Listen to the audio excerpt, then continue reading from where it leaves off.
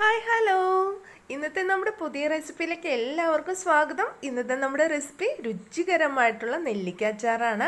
അപ്പോൾ ഇത് നമുക്ക് വളരെ ടേസ്റ്റോട് കൂടിയിട്ട് എങ്ങനെയാണ് തയ്യാറാക്കുന്നതെന്ന് നോക്കാം. അതിനായിട്ട് ഞാനിപ്പോൾ 250 ഗ്രാം നെല്ലിക്ക എടുത്തിട്ടുണ്ട്.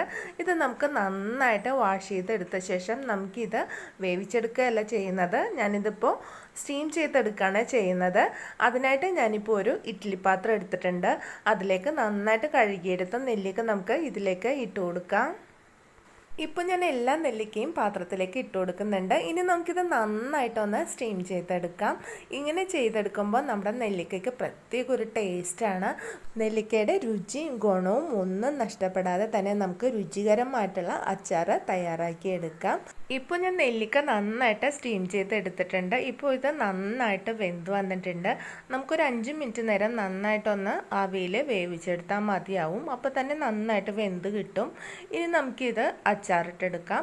അതിനായിട്ട് ഞാനിപ്പോൾ ഒരു പാത്രം എടുത്തിട്ടുണ്ട്. പാത്രം ഇപ്പോൾ നന്നായിട്ടൊന്ന് ചൂടായി വന്നിട്ടുണ്ട്. അതിലേക്ക് ഞാനിപ്പോൾ ഓയിൽ ഒഴിച്ച് കൊടുക്കുകയാണ്.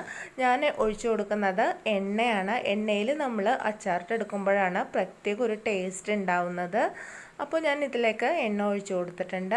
ഇനി ഇത് ചെറുതായിട്ടൊന്ന് ചൂടായി വരുമ്പോഴേക്കും നമുക്കിതിലേക്ക് കടുക് ചേർത്ത് കൊടുക്കാം. ഞാനിപ്പോൾ മീഡിയം ടൈപ്പ് സ്പൂണിന് 3/4 ടീസ്പൂൺ കടുകാണ് ചേർത്ത് കൊടുക്കുന്നത്. അതിനുശേഷം നമുക്ക് ഈ കടുക് നന്നായിട്ടൊന്ന് പൊട്ടിച്ചെടുക്കാം. ഇപ്പോൾ കടുകൊക്കെ നന്നായിട്ട് പൊട്ടി വരുന്നുണ്ട്. കടുക് എല്ലാം നന്നായി പൊട്ടിയ ശേഷം നമുക്ക് ഇതിലേക്ക് 1/2 ടീസ്പൂൺ ഉലുവ ചേർത്ത് കൊടുക്കാം. ഉലുവ ചേർത്ത് നന്നായിട്ട് പൊട്ടി വന്ന ശേഷം നമുക്കിതിലേക്ക് 1/2 ടീസ്പൂൺ കായം ചേർത്ത് കൊടുക്കാം. കായപ്പൊടി ചേർത്ത് കൊടുത്ത് നന്നായിട്ടൊന്ന് മൊരിയിച്ചെടുക്കാം. ഈ സമയം നമ്മൾ പ്രത്യേകം ശ്രദ്ധിക്കേണ്ടത് ഫ്ലെയിം ലോ ടു മീഡിയം ഫ്ലെയിമിൽ വെക്കാനായിട്ട് പ്രത്യേകം ശ്രദ്ധിക്കണം. അതല്ലാന്നുണ്ടെങ്കിൽ പെട്ടെന്ന് ഇത് കരിഞ്ഞു പോകാനുള്ള ചാൻസ് ഉണ്ട്.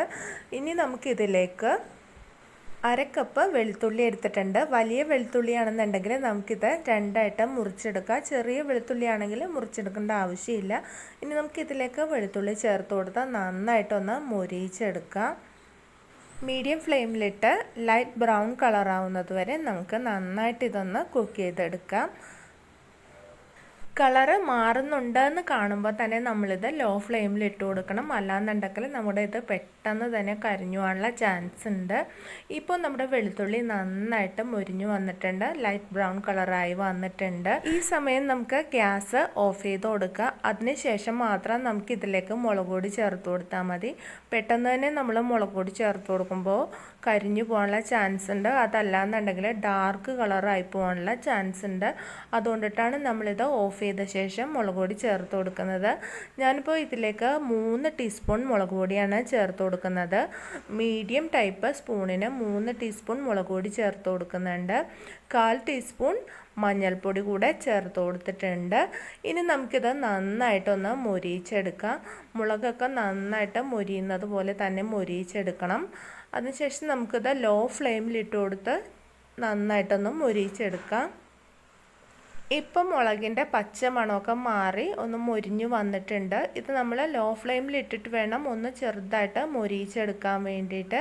അതിനുശേഷം നമുക്ക് ഇതിലേക്ക് നമ്മൾ നേരത്തെ കുക്ക് ചെയ്ത് വെച്ചിട്ടുള്ള നെല്ലിക്ക ചേർത്ത് കൊടുക്കാം. ഈ സമയം നമുക്ക് ഗ്യാസ് ഓഫ് ചെയ്യുന്നതായിരിക്കും നല്ലത്. കാരണം നമ്മുടെ ഈ മുളക് കരിഞ്ഞു പോവാതിരിക്കാൻ വേണ്ടിയിട്ടാണ്. ഇപ്പോൾ ഞാൻ ഇതിലേക്ക് നെല്ലിക്ക എല്ലാം ചേർത്ത് കൊടുക്കുന്നുണ്ട്. അതിനുശേഷം നമുക്കിത് നന്നായിട്ടൊന്ന് മിക്സ് ചെയ്തെടുക്കാം. നെല്ലിക്കയിൽ എരിവ് എല്ലാ ഭാഗത്താവുന്നത് പോലെ തന്നെ നന്നായിട്ട് മിക്സ് ചെയ്ത് കൊടുക്കാം. ഇപ്പോൾ ഞാനിത് നന്നായിട്ട് തന്നെ മിക്സ് ചെയ്ത് കൊടുത്തിട്ടുണ്ട്.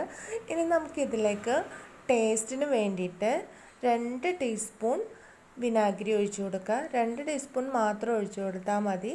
ജസ്റ്റ് ഒരു ടേസ്റ്റിന് വേണ്ടിയിട്ട് മാത്രം. അതിനുശേഷം നന്നായിട്ടൊന്ന് മിക്സ് ചെയ്ത് കൊടുക്കുക. ഇപ്പോൾ ഞാനിത് നന്നായിട്ട് മിക്സ് ചെയ്ത് കൊടുത്തിട്ടുണ്ട്. ഇനി നമുക്ക് അച്ചാറിലേക്ക് 1/4 കപ്പ് വെള്ളം ഒഴിച്ചു കൊടുക്കുക. എന്നിട്ട് നന്നായിട്ട് വേവിച്ച് വറ്റിച്ചെടുക്കാം. എരിവൊക്കെ ഒന്ന് സെറ്റാകാൻ വേണ്ടിയിട്ടാണ് നമ്മൾ വെള്ളം ഒഴിച്ചു കൊടുക്കുന്നത്. ഈ സമയം നമുക്കിതിലേക്ക് ആവശ്യത്തിന് ഉപ്പ് ചേർത്ത് കൊടുക്കണം. ഞാനിപ്പോൾ 1 ടീസ്പൂണോളം ഉപ്പ് ചേർത്ത് കൊടുക്കുന്നുണ്ട്. ഇനി നമുക്കിത് നന്നായിട്ടൊന്ന് മിക്സ് ചെയ്ത് കൊടുക്കാം. ഉപ്പ് എല്ലാ ഭാഗത്തും ആവുന്നത് പോലെ തന്നെ നന്നായിട്ട് മിക്സ് ചെയ്ത് കൊടുക്കാം. ഇനി നമുക്ക് ടേസ്റ്റിന് വേണ്ടിയിട്ട് വളരെ ചെറിയൊരു കഷ്ണം ശർക്കര നമുക്ക് ഇതിലേക്ക് ചേർത്ത് കൊടുക്കാം. ഇനി നന്നായിട്ടൊന്ന് മിക്സ് ചെയ്ത് കൊടുക്കാം. നല്ലൊരു ടേസ്റ്റിന് വേണ്ടിയിട്ടാണ് ശർക്കര ചേർത്ത് കൊടുക്കുന്നത്. നമ്മുടെ ഈ അച്ചാർ എത്ര നാൾ വേണമെങ്കിലും നമുക്കിത് സ്റ്റോർ ചെയ്ത് വെക്കാം, കേടാവില്ല. നല്ല ടേസ്റ്റ് കൂടി വരികയുള്ളൂ. നെല്ലിക്കയിൽ നിന്നുള്ള മധുരം നല്ല ടേസ്റ്റോടുകൂടി തന്നെ നമുക്കിത് കഴിക്കാൻ പറ്റും. ഈർപ്പമില്ലാത്തൊരു ബോട്ടിലാക്കി നമ്മുടെ ഈ അച്ചാർ എത്ര കാലം വേണമെങ്കിലും ഉപയോഗിക്കാവുന്നതാണ്. അപ്പോൾ നമ്മുടെ റെസിപ്പി ഇഷ്ടപ്പെട്ടെങ്കിൽ ലൈക്ക് ചെയ്യുക, ഷെയർ ചെയ്യുക, സബ്സ്ക്രൈബ് ചെയ്യുക. അടുത്ത ദിവസം നല്ലൊരു റെസിപ്പിയുമായിട്ട് വീണ്ടും കാണാം. നന്ദി, നമസ്കാരം.